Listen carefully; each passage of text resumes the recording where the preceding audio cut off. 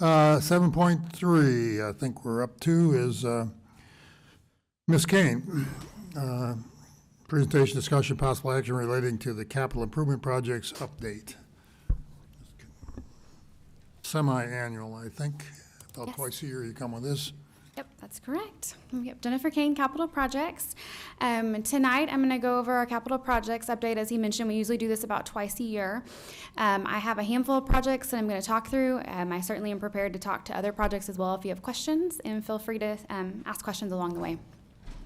First up, I wanted to remind everyone, all of you, and then of course everyone listening, that we do have the capital improvements dashboard that's on our website at cstx.gov/CIP. We do have the majority of our projects on here, everything that's mapped and has certain locations. You can sort by facilities, parks, streets and drainage, wastewater, those types of things.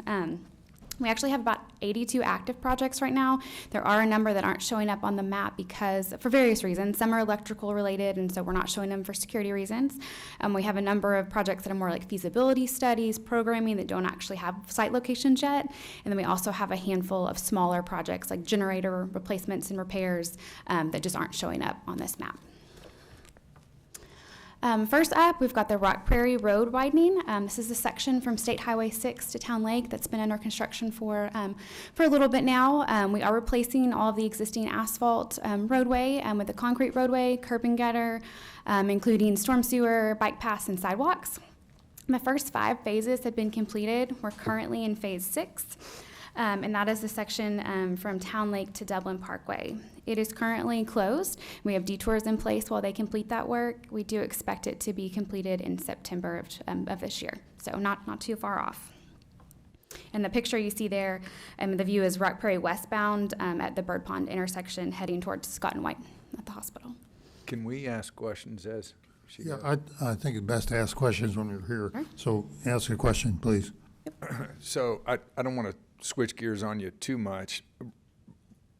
Are we considering, or where are we at on the Public Works HQ? Because it's not on your list No, here today, no.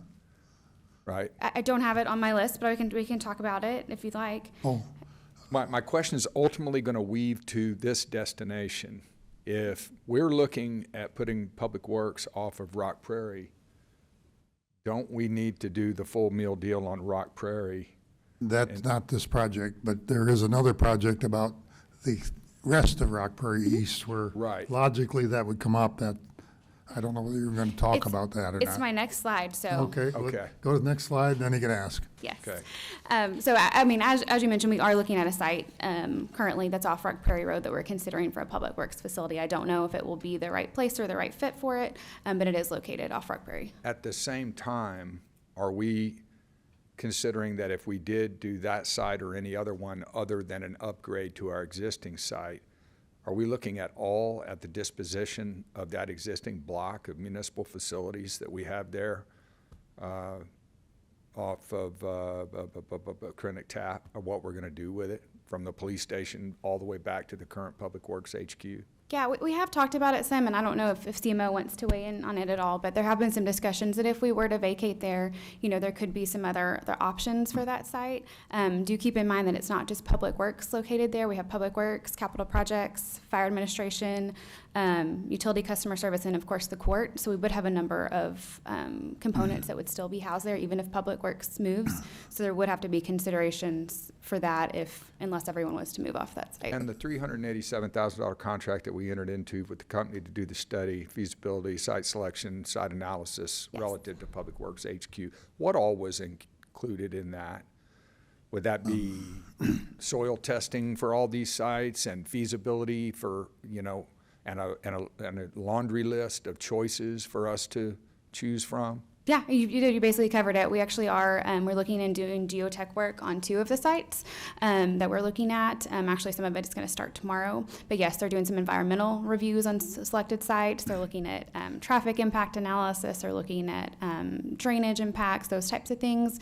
They'll help with some upfront survey work. And then, of course, all of the programming and all of the inventory analysis and those types of things, and projecting out for us of space layouts, those types of things. And the roundabout final destination question, if a site impacting this roadway is ultimately selected by this council, wouldn't that necessitate that we do the full meal deal, the full width on this last length of Rock Prairie?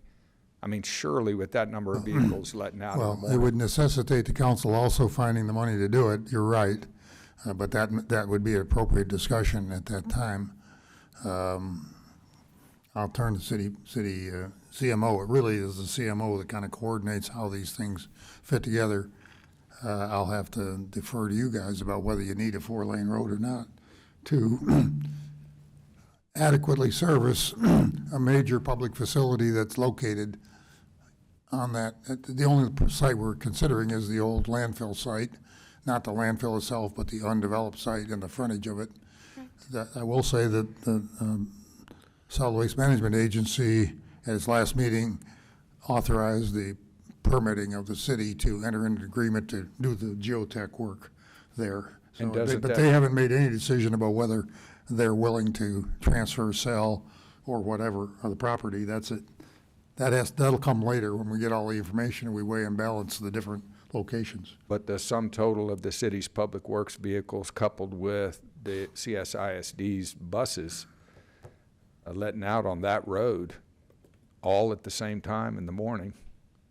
So we would have to do, for the Public Works facility, if it were to go there, part of that process would be a traffic impact analysis. They would have to do that to see if it triggered anything. A lot of times, I mean, there will be traffic there. I personally don't believe that it would trigger an additional width to the roadway. It might be, maybe need a turn lane or a deceleration lane going in and out of the facility that might be needed. But again, that would be something we'd have to look at specifically if we were to select that site.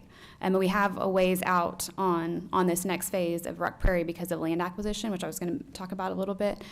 So the timing would be okay. I wouldn't expect we'd be under construction necessarily. Well, under construction is one thing, but I think his point is it's under design. And It if is. you design it as 2 lanes, however, I think you said that it could be expanded to 4 lanes. Is that correct? That's correct, yes, yeah, So what you're putting into design now is not lost cost. no. And Jennifer, what's being designed now is a 3-lane? It's a 3-lane section. You can see it up on your screens. And so it's 2 lanes each direction with a center turn lane. And it is, as you mentioned, and then it's got the bike lanes and then sidewalks off to the side. And it is designed in a way that you could add that 4th pavement lane fairly easily when you remove the bike lanes from out of the main roadway section, add a little bit to it in the buffer space, and then the bikes would go onto the shared use path. And so you're not redoing any of the pavement in order to add that additional. So the Additional- medians would not be continued past Dublin or past Town Lake. No. Okay. And the land acquisition that's happening now would facilitate a 4th lane should we need it at some point. Yes. Thank you. Very well. Thank you, Mayor. Great, thank you. Please proceed. So we kind of covered this slide. So we are in design for this next section of Rock Prairie from Town Lake to William D. Fitch. We are in the 90% design phase. They're getting to 90% design. The big thing that really is critical path right now is land acquisition. We have about 10 properties that we're working with. Some that are going more smoothly than others, I would say. We typically gauge about a year to 2 years for land acquisition, and we're not even quite a year into it. So we've got a substantial amount of time left there. The other thing that is a little bit unique, we have 3 different gas companies that have pipelines out there. Normally, we don't have quite so many, and so we're working with all of them to get the approvals that we need. It's called a LONO, a letter of no objection, that we can work close to them or what we would need to do working close to their gas lines because they cannot be avoided. Next up, we've got Krennic Tap rehabilitation. So this is in front of the Public Works Administration. So from Texas Avenue to Highway 6. This is one of our first concrete roadways that's up for reconstruction. And so we're replacing the entire section with new concrete pavement and also adding 10-foot wide sidewalks and replacing some existing storm and sanitary sewer. We have 100% plans complete. We're finalizing all of the bidding documents, and it should go out to bid here in the next month or so. So you'll see construction starting, hopefully, following the contract approval, hopefully this fall. One thing to note, The Dartmouth intersection there's a substantial amount of work there, and we worked really hard to see if there was a way to maintain traffic whenever they're rebuilding a portion of that intersection. And so we'll likely have to have a closure there at that intersection for a while, but we've coordinated that already with police and fire, so they're aware to figure out the best ways in and out for everyone. Is there gonna be a roundabout anywhere on there? No, there's not. Not at Dartmouth? No, we did look at that, but there's not space. There's not appropriate space there with the constraints. Pretty wide intersection. But I'll go with your engineering judgment. I'd like to see a roundabout in that area. This just seems to me to be a very logical place, but if it doesn't fit, it doesn't fit. All right, then Lincoln Avenue. So I'm Which sure does have a roundabout. Which does. It's going to have two little roundabouts, one at Munson and one at Nimitz. So it's under construction, has been since last summer, full reconstruction all the way from Texas Avenue to University.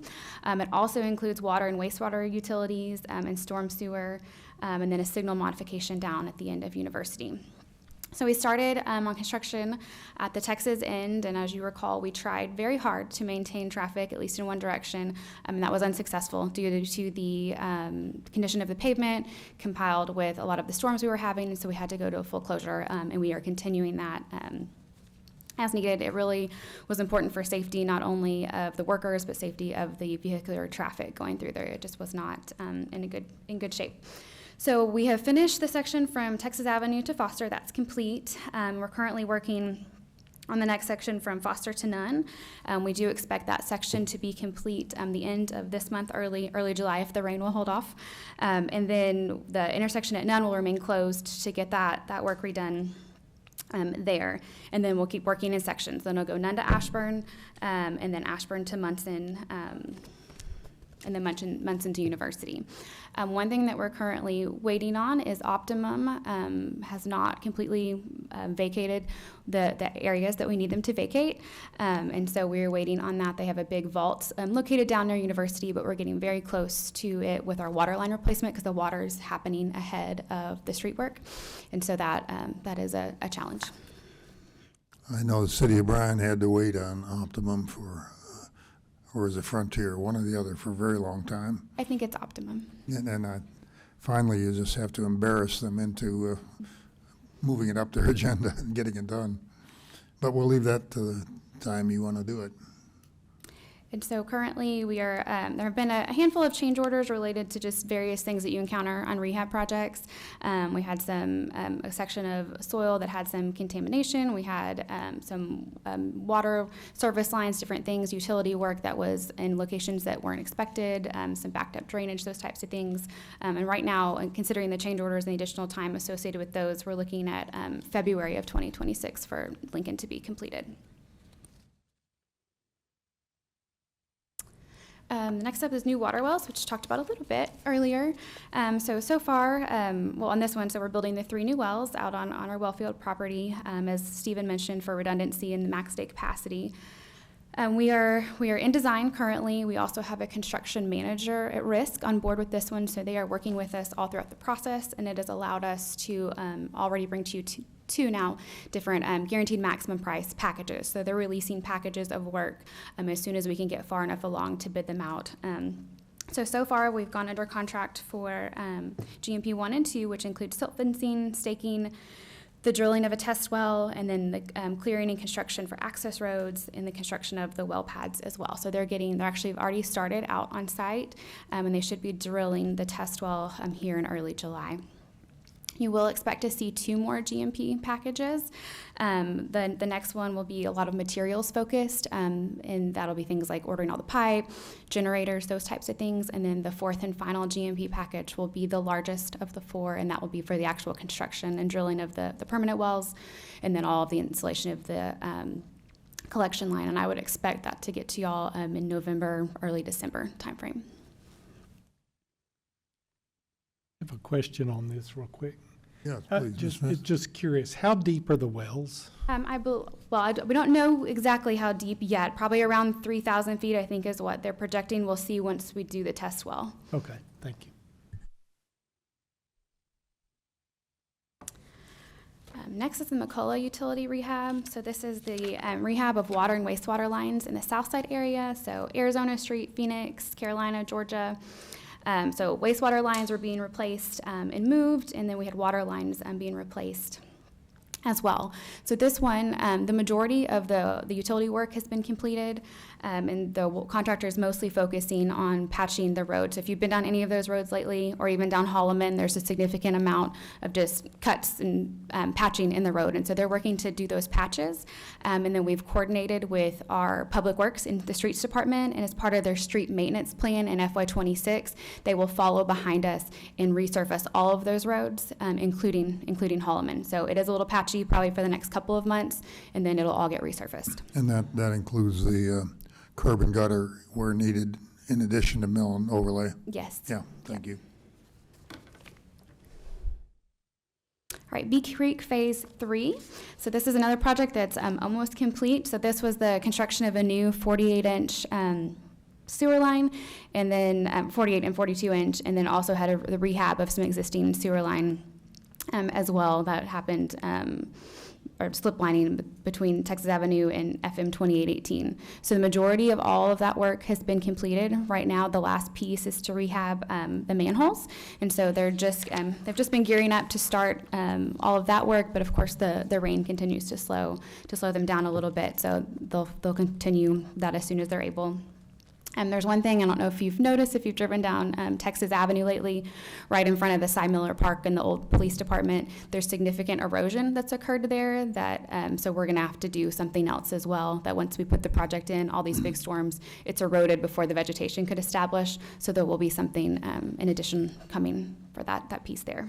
I will thank you for the part of that, one little piece of that project was to take the stream crossing line, 40-year-old one that's been right behind my house. I've now lost my waterfall, but that's okay. I'm happy it's out of there, and now hopefully the creek will smooth itself out. Yes, Yeah. great. And I still got 3 manhole covers, but that's okay. Up next, we've got one of our 2022 Parks Bond projects. So it's the Bachman Park Senior and Little League buildings. If you've not been by there lately, you can see on the pictures, but they look really, really nice, and they're getting really far along, which is fantastic. So both buildings are about 85% complete. The site is lagging behind. Again, you've heard me say it several times now, but the weather has been really difficult, unseasonably wet this summer. And so they're currently working on installing the ceilings in the buildings. They're painting the metal structures outside. So they're getting close, and we do expect them to still be complete in August as planned. There may be some minor things, but we are working to hit the dates that we need to be completed so Little League can get back on there for their fall season. Quick question. If we select and finally decide to build or fund the already pretty much designed building, fields at Veterans Park, Senior League operations will move over there mostly, if I'm not mistaken. Would that then be, you label Little League building, Senior League building, it'd really be mostly Little League operations at that Bachman Park site? So I may need to ask Parks about this. I don't think that they plan to just move over there. I think they'll use both. Is that right? I think they're going to still plan to be able to use both spaces to add additional capacity. My understanding was, and what we've been telling the Little League folks, is that they're going to have access to more fields. Maybe those aren't the two that they'll have access to. This is a construction thing, so I don't know if I need an answer right now, but I just am always sensitive to what we have told Little League people that they would have access to. Sure, we can talk through that more and then provide more information. I'll get to in a second on the other baseball fields, but we Okay. will be coming with a larger update to y'all on that soon, and we can provide some of that information then. Thank you. Okay, Central Park Operations Shop, again, another bond project, also slated to be completed this summer. If you go by there, the buildings are pretty substantial, and it's really neat. Like when they first went up, it's a pretty significant difference. And so the metal buildings are up. A lot of the site paving has been completed, and so right now as they're finishing up, should be done end of the summer, working on making sure all of the last minute items are coming in. If any furniture is needed, any other equipment and furnishings, getting those ordered. So looking to have it open and ready to go well ahead of Christmas in the Park starting. Lincoln Center area improvements, another bond project. So this one included adding a restroom out at Lincoln Recreation Center, pedestrian improvements, and adding a shade structure out there. So that was phase one. We have two different things shown on here. So phase one, we're almost completely done with design, and so ready to go out to bid on that piece of it. The secondary piece, we have a budget, a little bit of budget using CDBG funds to look at upgrading the splash pad area. And so we have incorporated into the design of the restroom and the shade structure to accommodate for that future expansion. It completely works with what's there currently, but if we were to move forward with the splash pad upgrade and expansion, it would all accommodate future growth as well. And so that one, like I said, we're probably ready to go out to bid on that or to get it going to construction probably this summer, early fall. Next is Thomas Park improvements. We brought the master plan to y'all several months back, and so the design team has been working on schematic design, which we should get here in about a month.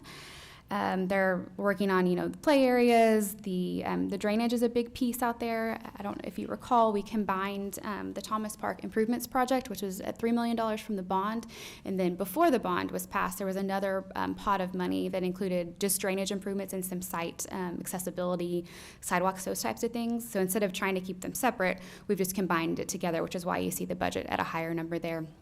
And so we had two design teams. We got all the information from the first one, and then the design team that's currently working on the overall park is incorporating all of those components into their design. As we've talked about previously, we have been waiting for Lincoln to be completed, which, as I mentioned earlier, should be completed in early 2026. And then we would start work on Thomas Park. So we expect the design for the park to be done sometime this fall, early winter, go out to bid, and be ready to go to construction shortly after Lincoln is finished. And then we will quickly move into the 3 road projects that are over there as well that greatly need to be done. So Francis, James, and Puryear. And so our intention is to get the park started, make sure all the heavy equipment, earth moving, those types of things, drainage gets completed, and then we'll move into the roadway improvements. Texas Independence Park at Midtown. Another one that we somewhat recently have brought the master plan to y'all for review. Our design team has been working on that in conjunction with the construction manager at risk. That has proved to be really beneficial, especially for a park that's so unique and has a lot of really custom type features and components, just to help with constructability ideas, pricing exercises, those types of things. So as you know, the park is planned to include, there's a restroom already out there, looking to add a restroom off of Midtown Drive as well. Trails, both for pedestrians and for a lot of bike-type trails, components, bike track, pump track, those types of skills facilities, dog park, playground, disc golf, and fishing in the pond. So we're currently in design development. And then we will be looking to keep moving through the design, and they'll continue the different pricing exercises too. Right now, the latest that we've seen from them is we had estimated during the master plan about $20 million. We're tracking maybe a little over that, but we're working as we go through design to really kind of hone in down to that number. The project is currently in the budget and funded at $9.2 million, so there is a difference there that we need to come back to council to talk through options if it's phasing or to fund a future project. We awarded that to Spa Glass or somebody big. To Skanska. That's right, Skanska. Thank you. Yes. And one thing to note, it will be coming to y'all at the next council meeting on the 10th. If y'all recall, we originally were looking at Independence Park as that front portion that was like 68 acres. Now we've added the additional portion on the back where we're adding additional trails and the disc golf and those types of things.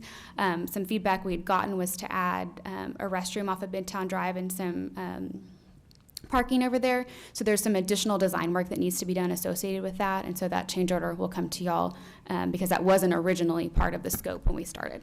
A restroom? Is that what you said? Yes, we're looking to add just a small restroom off of Midtown Drive, maybe 1 or 2 stalls, just a small one up there for people coming in so they're not having to go all the way into the park. Because it's about 120 acres to go all the way through. That I know what the cost of restrooms are by city prices. That's pretty expensive add-in. Sure. Okay. And that can certainly be something that's like on a menu to consider. There's a small parking area there, trailhead, right? Yes, Yeah. that is our intention. I think that's a great idea. and I assume restroom, I suppose. That comes from the Parks Board? That came from, I'm trying to think where that came from. I think it came from some discussions with council. We heard some just public feedback. And then I don't remember if Parks Board said it or not, but we heard it from several different entities. And again, something that can be added or can't be, but we're planning to at least design a space for it. Thank you. All right, ball fields at Veterans Park. I'm not sure if any of y'all have seen this layout yet or not, but we have started on early conceptual design for the 3 new baseball fields at Veterans, with the championship field, as you see in the center there. We have also started meeting with the steering committee that we had brought to council a couple of months ago, which includes members from Little League, College Station ISD, the 12, the Bucks, Parks Board, Brazos Christian, and of course the Bombers are members of that as well. And we've also had some separate meetings with the Bombers as well to understand their specific needs. So we've had 2 meetings so far. This incorporates a lot of them. We still have some from our last meeting. I guess it was earlier this week that we're going to make some changes to. So you've got the 3 fields. The one in the center is the larger championship field, just high level. Kind of see the items in blue off the side of that. Those are shade structures over like elevated deck seating areas, which was a request of the Bombers, but things like we've included concessions, restrooms, locker rooms, batting cages, all of those types of things. As I mentioned earlier, we will be coming back to council relatively soon once we finalize a conceptual plan and some cost estimates with our construction manager. We'll bring it back to council for your feedback. What is your timeline for completion on that? You think we can get that done by the summer of 2027? I think it is possible. I think we do need to move quickly. And we've been, like we mentioned this also to the steering committee the other day. It's great that we already have our construction manager on board that helps expedite things. We will likely have multiple packages, maybe a site package, drainage package. There's significant drainage work needed because of where it's located in the park. So I do think it is possible as long as we keep moving through the process at a good pace. Did the little roadway behind it, did that necessitate us getting some sort of shared easement with Texas A&M, or is that all on our property? It's currently all on our property. Wow, y'all got that squeezed in there. And so, and the biggest thing that you'll see, there's some changes that we're proposing to make. It looks like on this site plan, there's a secondary access point off of University to add that secondary parking lot in the back. We're proposing to actually shift all the fields back and move all of the parking and those components to the front to keep it all kind of in one area for lots of reasons. But that'll be probably the biggest change you might see in our next iteration. Oh, an edit from what we're looking at here. Mm-hmm. Yes. Okay. And is that 32, 30, is that 32 or 30? Is that a soccer field that's imaged that it could fit right in that area? Yes, a flat field. We've currently have it laid out just to show that a flat field for soccer, football, other sports could fit there if desired. Not that would necessarily be the intent or the lines would be painted all the time, but it could Just fit. give us a parameter. Yes. Is it easy to switch between one sport to another? So, I mean, I think Parks would have to jump in on it a little bit more, but as far as the artificial turf that's out there, we've talked about that a little bit. What they typically do if it's a baseball field to be transitioned to a flat field, they do little markers in, so it doesn't actually have all the lines, but there's little markers out there so they can go out and paint the lines on it. You have to remove some of the mounds, those types of things, but it does take some work, but it's not impossible. Thanks. All right, fire station number 7. So as you can see in the picture, the site looks a little differently than when y'all were there for the groundbreaking. So as you remember, we have 2 different packages. And so we had the offsite utilities package, which is almost complete, where we have the Dalton Road shut down for the utility connections coming through there. And so we expect actually for that roadway to be back opened here next week. And then, of course, as you see in the picture, they have started clearing the site, and so they're preparing it to start actually going under construction on the building. The next kind of impact that you'll see out there, probably in the next, I think it's the first or second week in July, we have to remove a portion of the median that's in Greens Prairie Road, and so we're going to have to close down 1 lane each direction. So we'll still maintain traffic both directions, but it will have a closure there so they can remove the median to allow where the fire trucks can go both directions. And we are still very much on track to be complete next fall, the fall of 2026. Foster sidewalks, you may have seen those behind City Hall under construction. We have completed the first section. That was from Walton to Francis, so that's substantially complete and open. Just maybe some minor items here and there to correct. They're currently working on the section from Gilchrist Avenue to George Bush, and all of that should be done by September of this year. And there are some detours in place for one-way traffic to maintain safety. Those mailboxes look great. They were in like 5-gallon buckets there for a while. Yeah. That is it. I'm glad you brought up that. That is one thing that's a challenge that I don't think people think about is maintaining mail access and maintaining trash services pickup. There's a lot of logistics and work that our contractors and we have to do to make sure that all of that can be maintained because it's very difficult when traffic control's in place. And it doesn't look the best always. This is my last slide, but just to note, we have 2 completed bond projects. I know a lot of you attended the 2 grand openings, but the pickleball and multi-use courts at Anderson opened, and Bee Creek and Central Park tennis courts. Both of those were completed several months ahead of schedule, which was super exciting. We were able to get all of those courts open ahead of the Memorial Day holiday, and I know Kelsey is going to share some information in her presentation about visitors that they've had at both. So with that, I'll be happy to answer any questions or anything about other projects as well. We'll start with Mr. Shaver. Jennifer, thanks. That's a ton of information. You're always very good at putting it in a concise way for us. Can you go back to the Independence Park thing real quick? Sure. I just want to mention this while we've got it on our minds, and I think some of us have talked about this in the past. And since Midtown continues to be something that we're thinking about in terms of different scales of things that might be done there, I just want to, we're already making the park bigger. There's that additional acreage that's being added to the west, which you indicate, and the possibility of a restroom and parking area. I still want us to think about going across Midtown to the feeder road, and there's already part of the Lick Creek Hike and Bike Trail that goes around. And I realize that's an old landfill. We've talked about that, and there may be some difficulties with that, but maybe there's some simple ways to connect to the existing Lick Creek Hike and Bike Trail and come back around the other side and connect to Midtown, so that we can also add signage over there potentially to talk about this park being there and add to that sense of place in a way that gets us to a more visible spot out on the highway. That's all I wanted to say. Sure, thank you. You're here. Any other comments? No, thank you. Mr. Yancey? Your very last project? Anderson Park, picture on the left. As one member of council, I was blown away at what we were able to accomplish out there for, I think, $1.7 or $1.9 million. Once this massive bolus of spending relative to parks is done, I'm sure it's going to be a while before we make further investments. I would just, for future councils, we have so many green space parks. If we could pick 3 or 4, you could really impact some neighborhoods by doing very modest but impactful improvements like this for a relatively low cost. I was just blown away. We were able to do all of that for less than $2 million. So great job. Ms. McElhaney? Awesome job, per usual. Any comments down here? Mr. Wright? Can you go back to that Midtown Park? I just want to point out, because it does keep coming up, and I don't want to relitigate Midtown at this point in life, but we are looking at investing $20 million into a park in Midtown for the city to use, but also for the people that live there to use the most. So I would just point that out. I know it won't eliminate some of their issues that they're seeing, but we are putting money into that neighborhood, significant money that is not going to any other neighborhood in the city. So thank you for all that you do. It's a great job. Mr. Smith?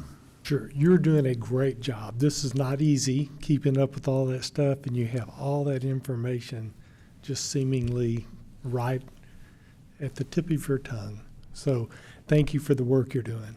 Thank you. I do want to mention I appreciate that, and I've got a really great team of project managers, land agents, inspectors, so they do most of this hard work. I think one thing to take away from this, though, is Mr. Yancey brought it up, the coordination of what the demands would be on that extension of Rock Prairie East, given uncertainty of where we're going to locate Public Works, should we move it at all. Anyway, thank you very much. Appreciate the presentation. We have one more item.